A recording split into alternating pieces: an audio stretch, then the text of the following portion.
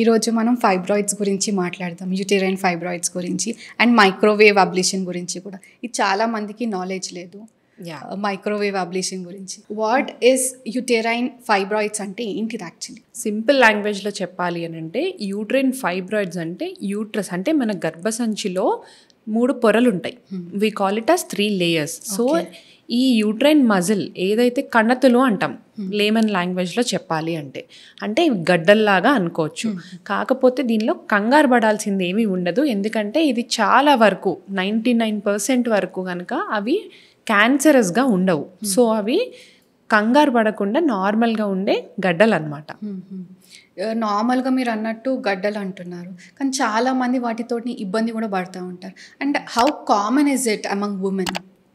యాక్చువల్గా ఏంటి అని అంటే అన్ని గడ్డలు మనకి సిమ్టమ్స్ కాజ్ చేయాలని ఉండదు, కొన్ని వాటితోటి ఇబ్బంది పడతారు.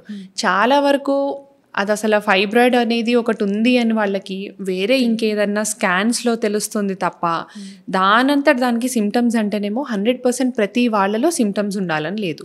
మోస్ట్ కామన్గా రీప్రొడక్టివ్ ఏజ్ గ్రూప్ అంటే మామూలుగా మెచ్యూర్ అయిన తర్వాత పిల్లల నుంచి మనం మెనోపాజ్ వచ్చేంత వరకు ఎవరికైనా ఎఫెక్ట్ అయ్యే ఛాన్స్ ఉంటుంది. ఇండియన్ విమెన్ సినారియో తీసుకుంటే 25 to 30% ఆడవాళ్ళలో మనం ఇది చూస్తుంటాము.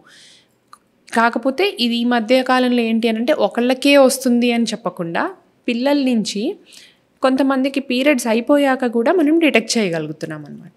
పీరియడ్స్ అయిపోయాయి అంటే మన స్కాన్కి వేరే ఇంకేదన్నా ప్రాబ్లం తోటి వెళితే వాళ్ళకి నాకు ఫైబ్రాయిడ్స్ ఉన్నాయా అన్నట్టు తెలుస్తుంది. సో అదొకటి చూసి కంగారు పడిపోతుంటారు.